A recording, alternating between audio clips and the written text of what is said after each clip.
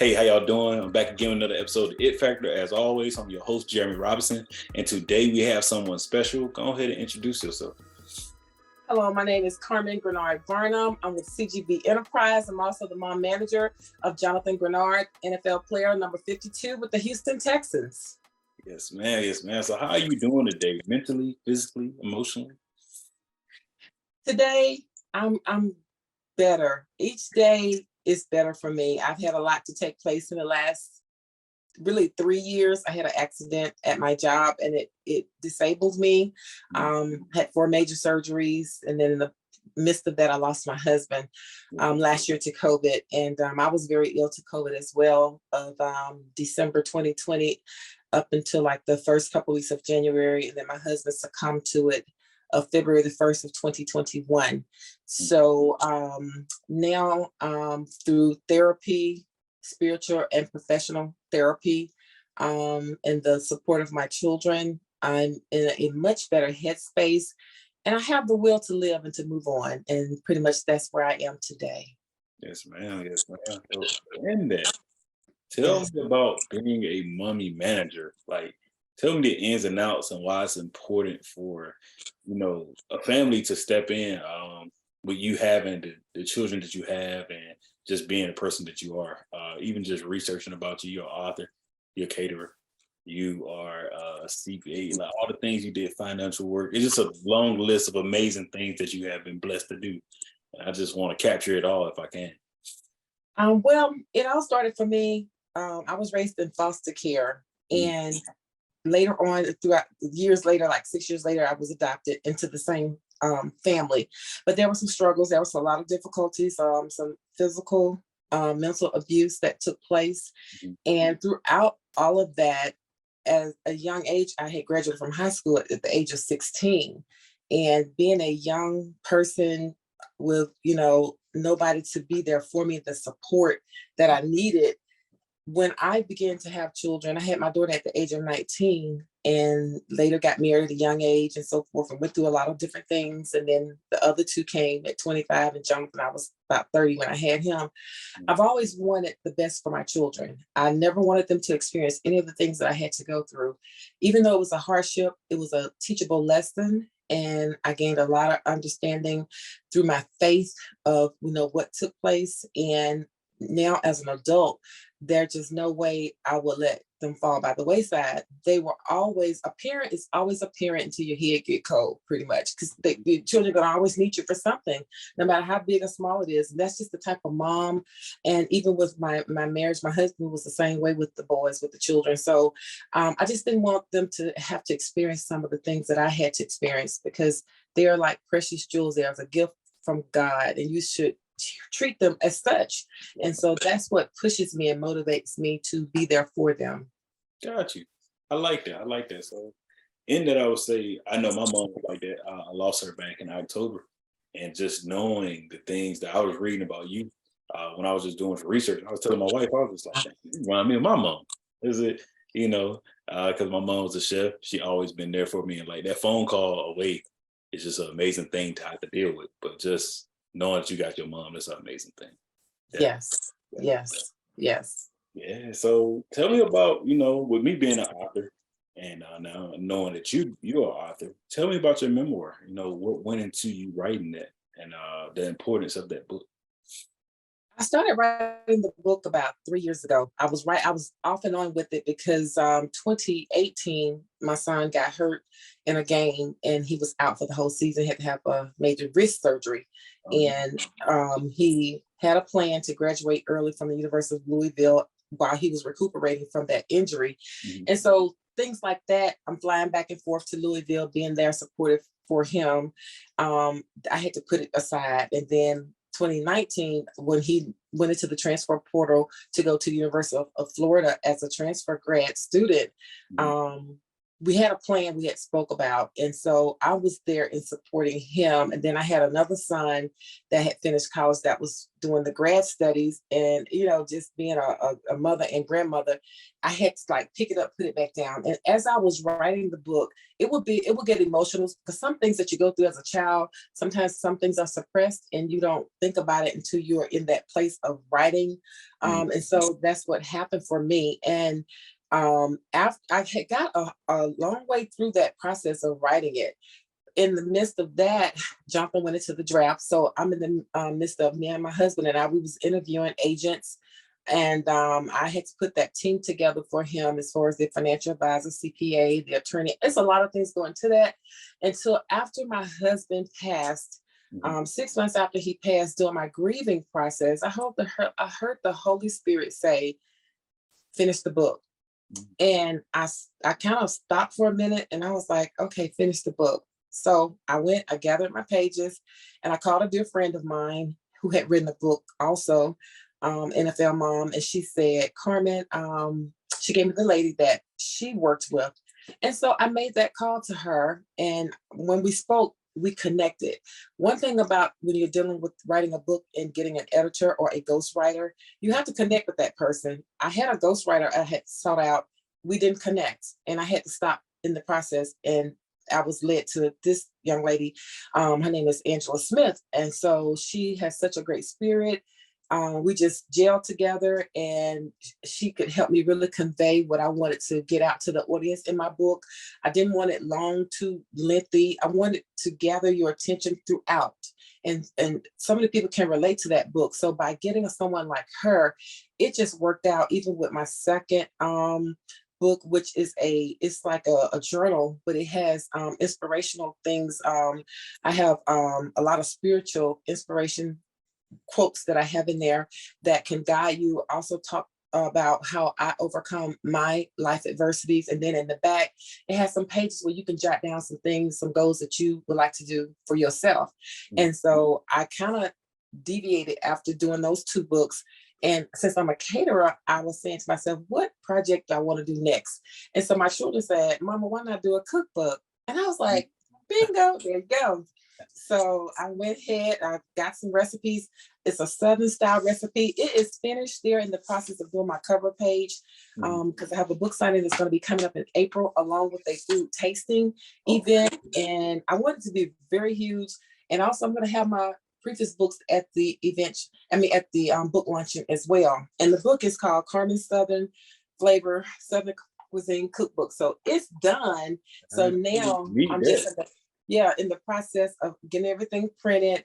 I'm doing photo shoots. I've done one before at my home in my kitchen, and I had to prepare a lot of meals and get the photographer here. It's a lot goes into that when you're venturing out on something of that magnitude. So it's a passion that I have, and the Holy Spirit, like I said, he said, finish the book, and I heard that voice. I listened, and I'm glad I was obedient because so many blessings has come from that. So many people have read my book. If you go on the Amazon.com and look at the reviews, everybody is something similar they've experienced out of that book. And it's like giving them courage, giving them hope. And with my speaking engagement, I enjoy that the most because you're face to face with people and they can see you and they can look at me. A lot of people would never look at me and imagine my life journey. Right. I said, I don't look like what I've been through because God has kept me and preserved me. And I got saved at the age of 14. I've always been in the church. And that was a blessing for me because that guidance right there helped me kind of stay and not go astray. And so that's why I can honestly say I don't look like what I've gone through because I didn't go to the drugs. I didn't resort to prostitution. I didn't resort to things that people have. And not knocking those people, my heart goes out to them. My platform is to convey what God has spoken to me as far as sharing my testimony, because I don't share everything. You don't have to tell everything. And so what I have given, it can help them and say, okay, if she can do it, look at her, I can do it. And just repenting, asking God to forgive you for the things you've done, because we serve a forgiving God.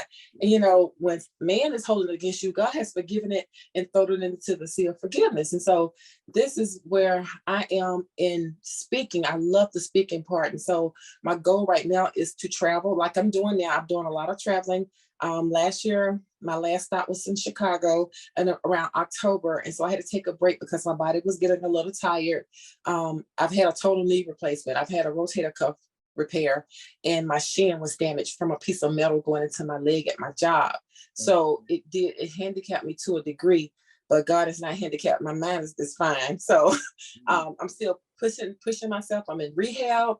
I'm traveling. I'm ready for this year. And I'm just doing my thing. I'm proud of you. That's amazing. That's an amazing journey to hear about. So in that, what is your it factor? Why you do what you do? Because now I have the opportunity. I miss my husband dearly. My children are grown. They're self-sufficient. They're doing their thing the way that I've raised them and guided them. So it's my time now. That's my it factor. It's my time to live. It's my time to shine and just do me. And so it's a new normal for me. It took me a minute to get here to this place, but I'm here now, and I'm just enjoying life now. So my it factor is the fact that my children are grown and self-sufficient, and now mama can do me now. But it's a great place. The platform that my son is in, it also allows me to get my information out too. So I'm using every platform I can to do it. Nothing wrong with that, and I'm glad through that I was able to meet you, because of course when I'm looking at people, I'm looking at everybody. It's all professions, and I'm like, I was looking, I'm like, man, his mama do amazing things too. Okay, and when you sent that, I was like, look at God. Okay, cool. I can interview both of them. This is good. Yes. So I'm just glad I'm able to do that and was able to do that. So in that, with all the different things that you do, because I find myself in this too, how do you balance it all? You have to have balance. I'm a very organized person. If you ever came to my home, you can look and say, okay, she's organized. I learned that early on. You have to put things in perspective. I can't do everything. You have time management. You have to be organized, and it's a time you have to rest, because if you don't do that, you will pass out. Your body will shut you down. And so I've learned to pace myself. I've learned to tell people no. It's okay to say no, that you can't do it. You won't be able to make it. You can't do everything. And the first year of me starting this journey, I've learned that through invites. Really check it out before you go, because you got to make sure you have your things in order so everything will run smoothly for you. It's a business. It's a business. It's not personal. It's a business. When you're telling people that you just cannot over obligate yourself. So you do have to pace yourself as you go. Learn to say no. Pray about a lot of things when you're getting the invites, because you just can't accept everything. When you start, as they say, blowing up, everybody coming at you all kind of ways, and you just can't jump at everything. And I've learned that. So that's how I keep the balance. With me just being firm and just no, thank you. Maybe another time, and they understand. Yeah. Definitely. I know I have. I mean, I just wrote my second book, The Art of Networking. And when it comes out, that's the biggest thing I talked about. So a lot of people ask me, like, man, these people reach out to you, do this. I'm like, hey, if it's right, it'll work out when it's time. Or like I learned how to adjust to people, because just like I'm busy, people are busy too. Yes. When the time is right, you'll be able to do things. But a lot of times I think that we rush into a lot of stuff and it burns us out. Yes. I asked God for discernment more since my husband passed, in learning how to read people, feel the situation out, and just allow God to tell me when it's okay. That has helped me a lot in my spiritual growth, as far as having more discernment dealing with people. Got you. I like that. What would you say is one of your ultimate life goals? I'm sorry. What would you say is one of your ultimate life goals? My life goal is to I want to be a huge public speaker. Okay. I keep seeing myself walking across the stage. I don't know, it's a red dress, a red gown, and I'm stepping up on the stage, and it was a huge audience. And I'm used to singing before a crowd because I sing as well. So I mean, from singing in choirs and praise team and so forth. So I'm not stage fright. Uh-huh. And but I keep seeing myself walking up on this huge stage, speaking to millions of people, because when I started writing that book, it was like the Lord was saying that this book is going to help millions of people. And so even from the time I started, I've watched how it has grown. I started speaking at like little small churches, small platforms with about 20 or 15 people. Now it's growing. It has grown. And I'm like, I'm watching it and it's going slowly, which is, I'm good about that. It's going slow and not too fast. And so I'm just watching how God is working. And I was like, well, here's 2023. I just feel like something big is about to come out of it, because not only do I do the podcast, I do the radio podcast. I just did one about mental illness, dealing, from grief and childhood and adult trauma. And so just by me speaking, talking about from foster care and then from the grief of losing my husband, I'm reaching thousands of people, and they're hearing that story and they're hearing how I'm overcoming that, living through my grief. Because what people need to realize, you never get over it. You learn to live with it. It will always be a part of you. That's a part of your life, something that took place. So that will never go away, but you learn to live with it. And with time, God will mend that heart to where you can think about it and it won't be as emotional as it would as if it first happened. And then you can move on with your life. Yes, indeed. You're right about that. You're right about that. That leads into my next question. With the passing of your husband, and you doing all these things, and your kids doing so well, and you're doing well. How has that impacted you in a positive way? Like, hey, this is a step I make, and like you're uplifting his name as well in a positive way. Being a wife, I was previously married to my children's father for 15 years and divorced. And then 2 years later, I married the love of my life, which is my husband just passed, of 13 years. We was together 14. And I knew of him way back when I was 16 years old. And we lost track all those years and came back full circle. I was a wife, a mother, and I wasn't even thinking about any of this during that time of my life. I was really a devoted mother and wife. I had to learn football when their father passed in 2014. My ex-husband passed with congestive heart failure. And so I had to be there for my children because they were very devastated. They had never had a death. And that was one close, very close, their father. And then now my husband passed away. That was the most devastating thing I could have ever experienced. It was a shock. It came so sudden due to COVID. Yes, my husband had underlying health issues, and I did not. And I don't look at it as that. I look at it as if God had another plan for my life. The reason why I survived, because I was definitely ill. We both were. And my husband was in the hospital for 30 days. And during that time, the nurses, the first week he was in there, we spoke on video. They was not letting anyone in the hospitals. And a week later, they called me back and he had 2 heart attacks and they had to crack his ribs, but they got a pulse back and he was still hanging on. About 45 minutes after that, the hospital called me back. And at first I was trying to say, maybe because they knew that I worked in healthcare for 25 years. But the director, they got permission for me to be there with him. And they allowed me to be in ICU with him every day until I had to let him go off the machines. And I said that was the favor of God, because he knew that he was getting ready to call my husband home. I didn't. I had hoped that he was going to come through, but COVID, it just took so many different turns and twists with him. At that last week of him living, I looked at my husband and I knew then he was tired of fighting, and he had gone to the point he had gotten on dialysis. I even know a friend that I met through that crisis. Husband was in the same situation, but he survived. Mm-hmm. So I tell people, when you're born, God knows your expiration date. We don't know that. And so I have to look at whatever is God's will. It was his will to call him home. Very, very devastating for me to have to experience that. Even my son, Jonathan, when he flew home, before we took him off, he said afterwards, he said, "Mama, how do you do this? Your childhood and now this." I told him, I said, "Son, it's nobody but God keeping me through all of this." Because you see, I don't have a mother, a father, a sister, brother. I don't have that. And it's just me and my children. From my adoption, it was a lot of things that took place. And so I had to move on with my life. So just thinking all of that, and then now the love of my life is just gone. I'm in a shock.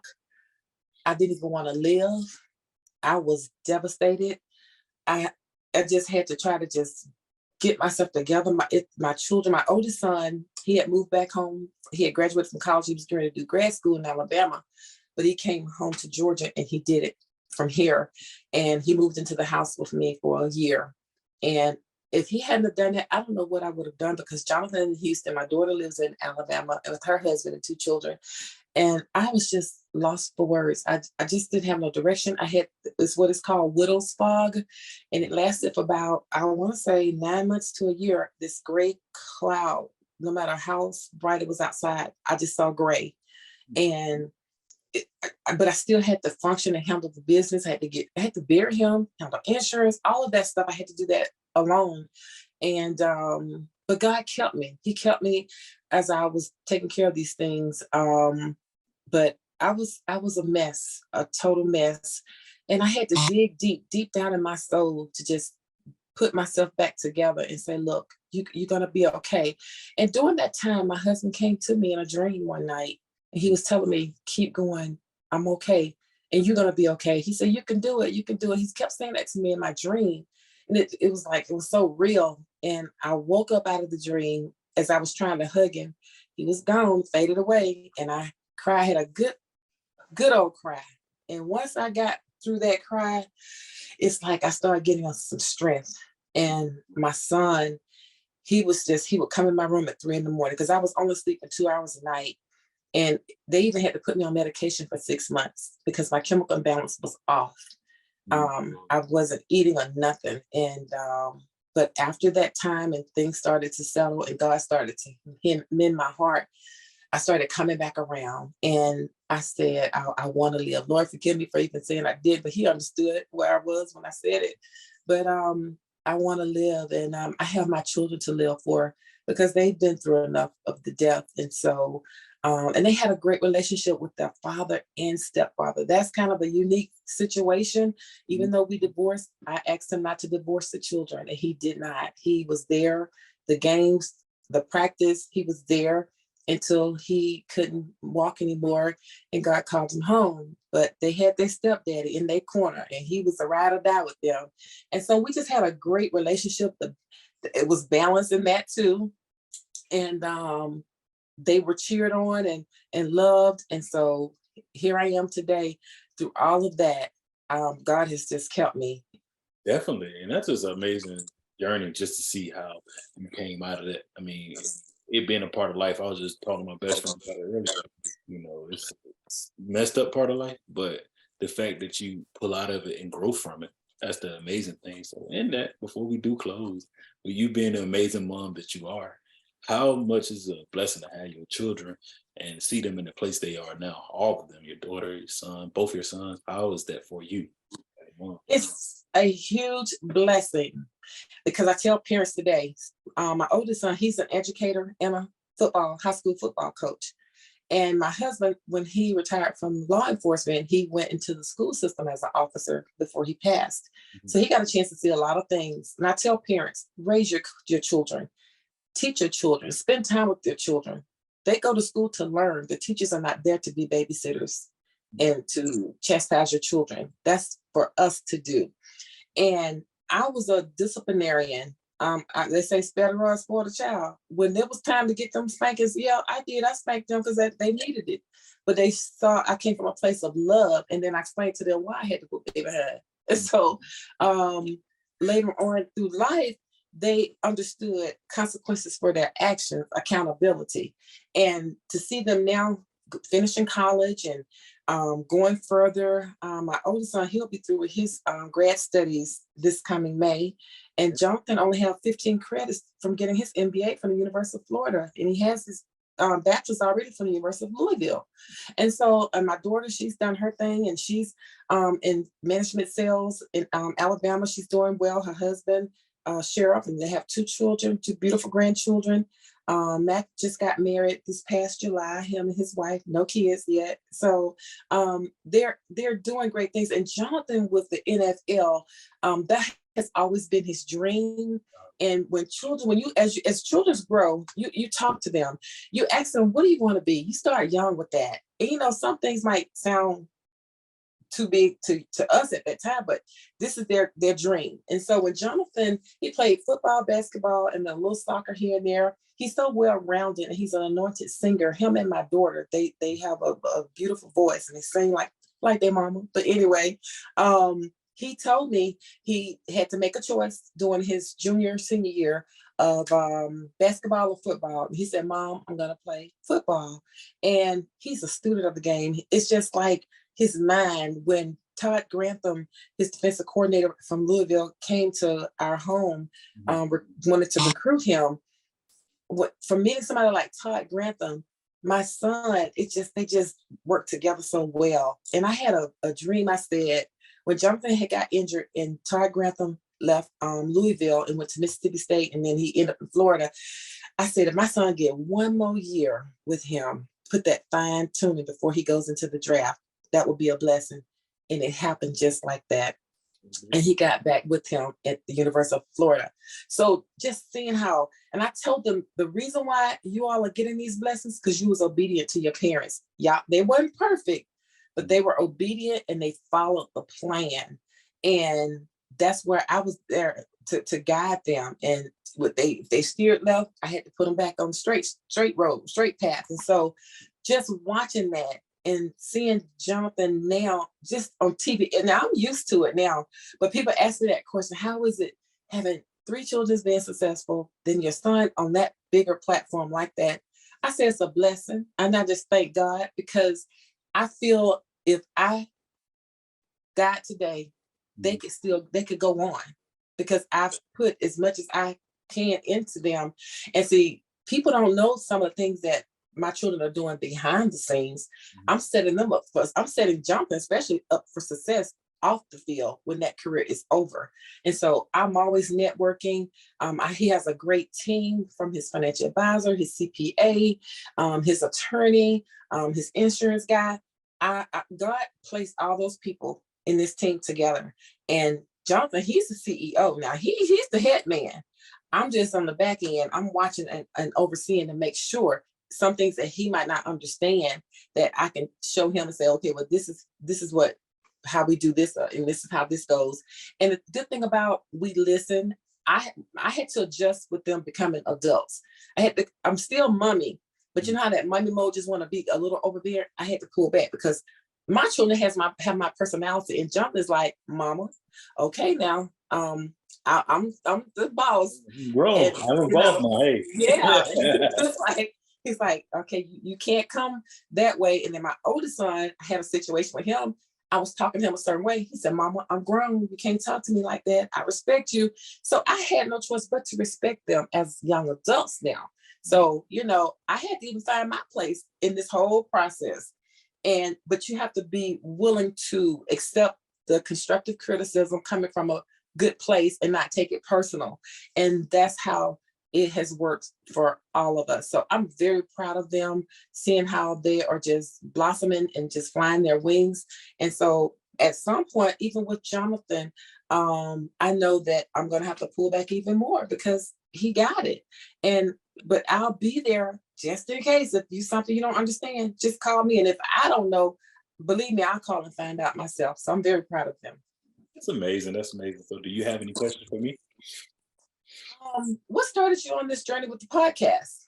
I finished school. Well, I was in school at Clark Atlanta University. I was going through it, and I'm an engineer by trade. So I was going to school, and then I was like, one day I was struggling in the class, and I was like, man, I'm on YouTube looking, and I'm like, man, look, God, if you get me through this, I'm gonna create something or do something to help inspire people and change the narrative. So I kept on going. I think I finished school, graduated, and got my job and things of that nature. And one day, one of my friends is an editor, and one of my other friends is a videographer. So we were sitting in the house, and he's like, man, when you gonna start a podcast or something? Because I'm always talking. I love to network with people. I meet so many people, it's crazy. My wife even be like, how do you just start a conversation? So I was sitting there, and we recorded an episode. And from there, I just kept doing it. And I was like, I got so much content now to where I have to tell people, hey, months in advance, this episode gonna come out. But I love to stay in touch with them. Every person that I interview, I definitely stay in touch with them. No matter the stature, I look at people the same. So I just be happy what I can do. And I love to see the Black people just doing so many amazing things. Mm-hmm. Yes, that's good because there's so many opportunities for you guys now. And you're right, I'm with you on that, changing the narrative of our young Black people. They're smart, they're wiser, they're different. And even with me being older, we can work together in several different ways, but we just both have to be willing to listen to each other. Sometimes we could be debating something, but we all coming up with the same resolution at the end. Right. But especially with our Black men, we have a lot of educated Black men, brothers that's graduating from college, doing so many things, but they only want to portray us in such a negative way.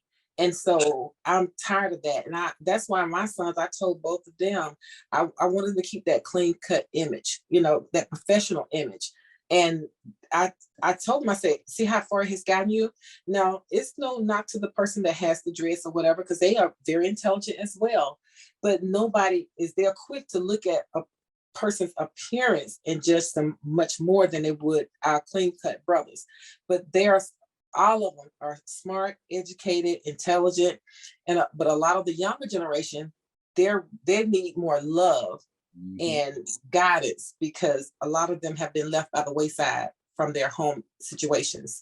I've noticed that a lot. Me and my husband used to talk about that, but still, that does not make them a bad person. So even in the NFL, when I did a YouTube podcast with his attorney, Jonathan, and myself, that was some of the things we was talking about. Let's change the narrative of what they see or portray our young men to be. And so you're in that position to do that. I'm in that position to do that. And we just got to keep on working and praying. And it's going to eventually, it's going to change, because it's changing now. Yeah. Thank you so much for the day. Thank you for reaching back out to me too when I reached out, because I definitely seen your son. I was like, man, I always look, when it comes to an athlete, me being an athlete myself, and my wife be like, man, I like how you approach everybody the same. I was like, man, it would be cool to interview him and his mom. So when you said that, I was like, it's a blessing. Thank you. Yeah. I thank you too for inviting me. I saw the message, and I'm like you. That was the same when he was in the recruiting stages and different agents was calling. It didn't matter how big or small that agency was. I answered and I interviewed and I talked to everybody, because you just never know, just by answering that call. And I'm glad I answered your call, because who knows what's going to come out of this interview. And I had somebody else tell me the same thing when I did a radio podcast the other day. She was like, out of all those ladies, because I'm on a widow's page, she said, nobody replied but you. But see, God knows where to place us and when and who and all that. So I just asked him to use me. And as long as you keep God first, he will direct your path. Yes, ma'am. Well, thank you for today. And I look forward to keep talking to you and keep connecting with you, and keep being great. I will. Thank you so much for having me. Yes, ma'am. Bye-bye. Bye-bye.